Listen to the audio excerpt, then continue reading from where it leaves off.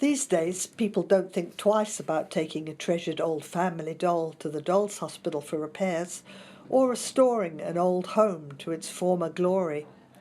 But how many of us would do the same for a neglected book, quietly deteriorating on a bookshelf? Do people still mend books?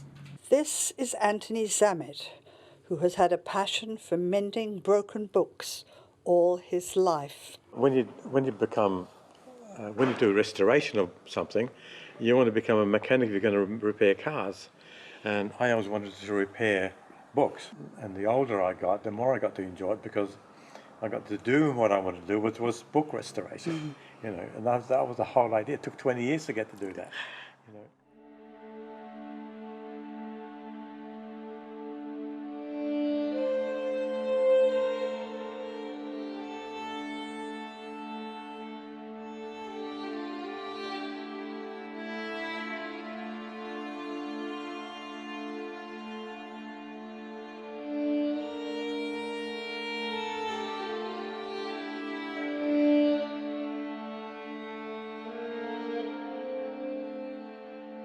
When Cheryl, the rare books librarian at the Adelaide University Barsmith Library, told me that she had asked him to restore an ancient Bible, I saw an opportunity to document what could be a disappearing craft. I asked her how she had acquired this Bible, which was printed in 1553 and is now 462 years old.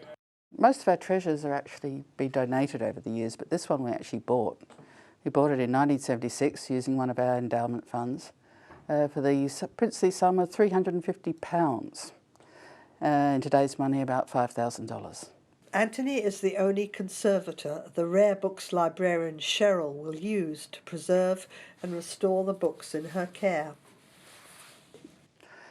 Anthony's always excited. He's a very excitable chap. He's very interested in every project as an individual book, and he enjoys the challenges that it throws up. For example, the more Anthony delved into the Bible, the more he found past restorations. So he thinks there's been about 4 restorations in the Bible themselves. When Anthony had unpacked the Bible, he found that it was damaged and in bits. It would need all his skill and experience to conserve it and make it a book that could be handled. Well, the Bible in English is the most significant term. Our Bible is a later edition of the Great Bible, which was first printed in 1539. Now, for over 1,000 years, the Roman Catholic Church and the early Church of England had actually persecuted and killed anybody who dared to print a Bible in a language other than Latin. All sorts of skills are brought into play to conserve and restore the Bible. Because I'm going to manipulate this area here a bit. See how it's easier now to cut? Yeah. And that's called skiving.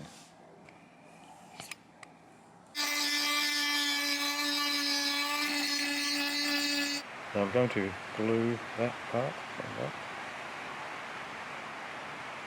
And also, I try not to use PVAs for them, you know. I use a natural chip to put it on. Many choices need to be made about how to approach the task and preserve the original material.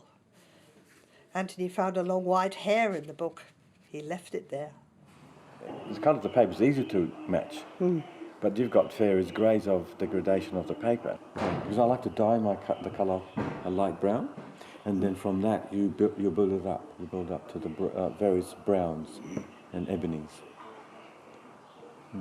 And then you get, this is the colour that really worked really well. Was that one? See? And they varied, of course, into some blacks, you know, like that. See, it's darker again.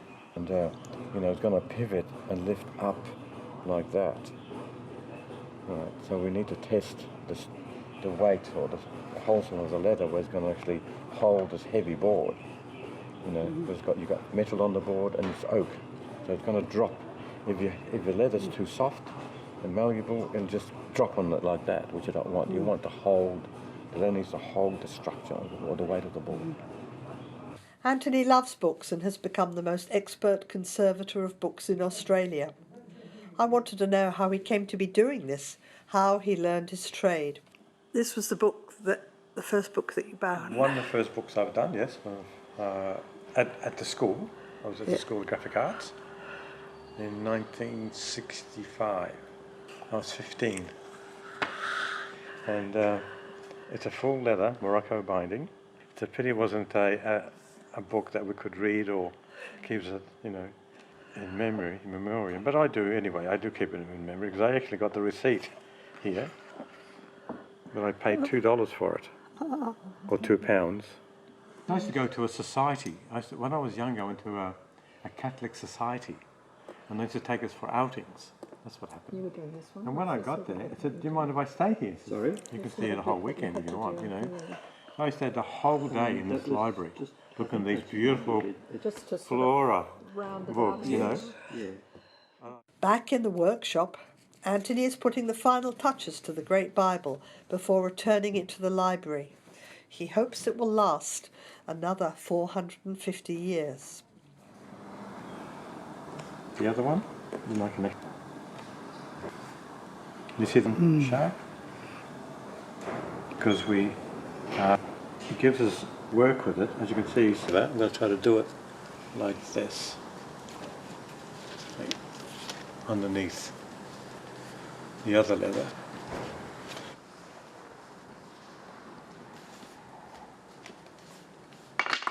I'm going to grab that again and undo it, lift it up,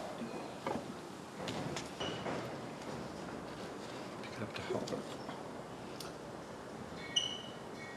come undone.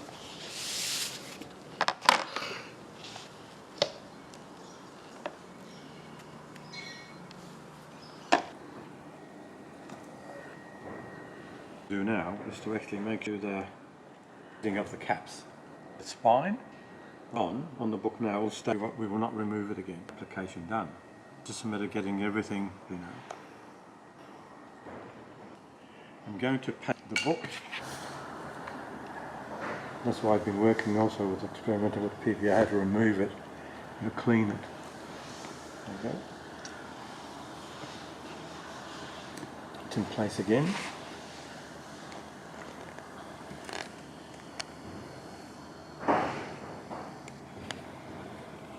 When Cheryl first asked you to work on the Bible, well, how did you feel?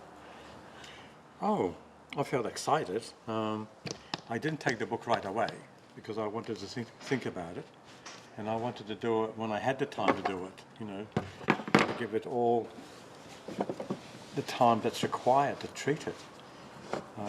It's not like, you know, getting a paperback and doing it. You know, there's a lot of history with this material. And there we are. It's hooked up again. How's that? Push this in tighter to this to make the band a bit smaller. We let that too wide here. We're trying to make it look old, you know. Yeah. Make it look wrinkly like me. The Bible is returned to the library. That's gorgeous. And have the slipcase with it. You check it out.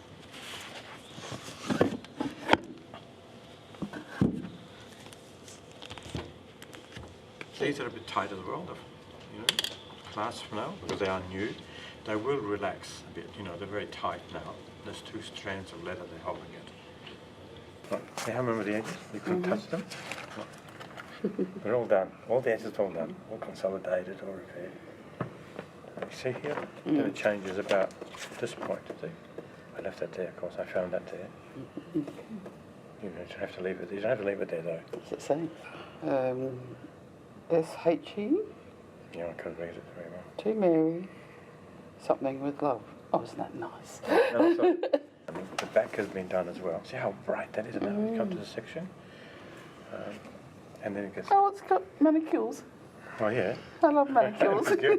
Got lots of them. Yay. Lots and lots of them. So all the back's been done as well, see? All reconstructed. You can actually just now use it. It should really work well for display purposes, you know, like that. Well, it's lovely to have such an iconic item back. It's our only wooden board book, so it's a very special item. We've had to limit the Bible for years because the boards were splitting and you couldn't really open the work at all. So it's lovely to be able to present something like this to get its full use by a reader. He is passing on the craft to apprentices and has plans, and he is not interested in retirement. I should be fully retired now, but I say I'm retired because I do what I like when I want. So I go fishing when I want, and I go to Europe when I want, so I'm retired in a sense. That's retirement. You get to do what you wish to do. In 1588, to his son and sons, and by his son Richard Coates, and bequeathed by him in 1617 to his son William Coates, who bequeathed and left this book to Elizabeth Coates,